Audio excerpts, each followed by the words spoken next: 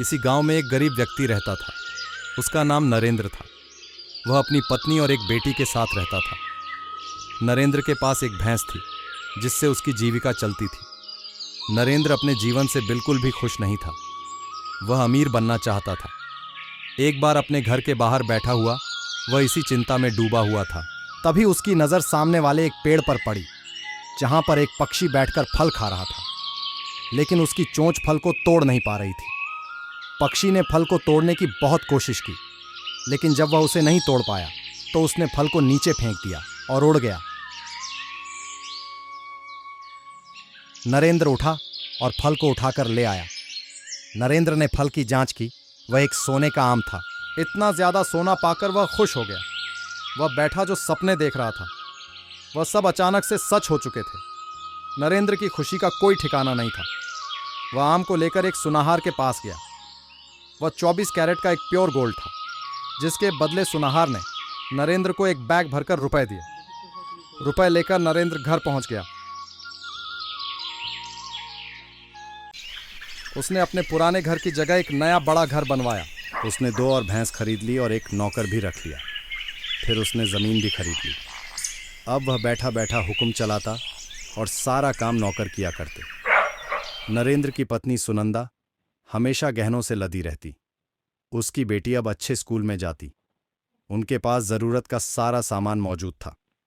गांव वाले नरेंद्र की इस तरक्की को देखकर आश्चर्यचकित थे। नरेंद्र घर के बाहर बैठा रहता और हमेशा उस पेड़ पर नज़र रखता कि पता नहीं कब वह पक्षी दोबारा आ जाए।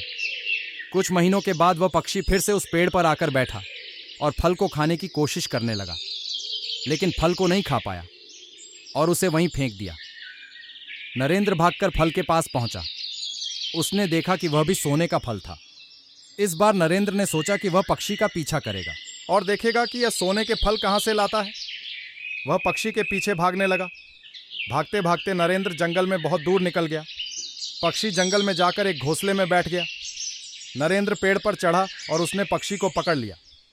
पक्षी को पकड़ते ही नरेंद्र में एक विशेष ऊर्जा का संचार हुआ।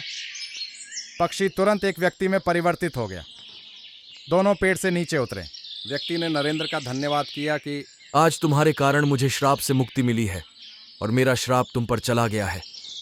अब तुम जिस भी चीज को स्पर्श करोगे वह सोने में परिवर्तित हो जाएगी। नरेंद्र ने कहा, ऐसे वरदान को तुम श्राप कहते हो। अब मुझसे ज्यादा अमीर और कोई नहीं होगा। फिर व्यक्ति ने कहा, मैंने भी ऐसा ही सोचा था।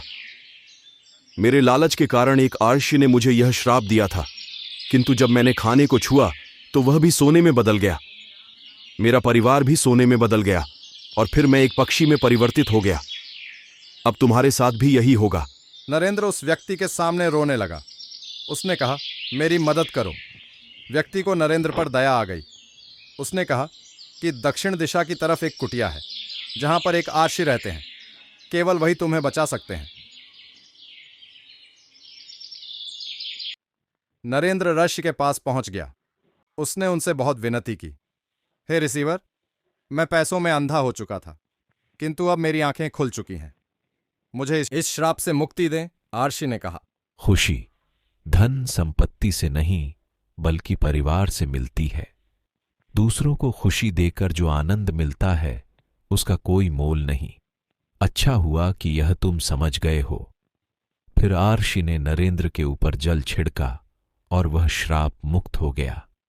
फिर वह अपने परिवार के पास गया और खुशी खुशी रहने लगा।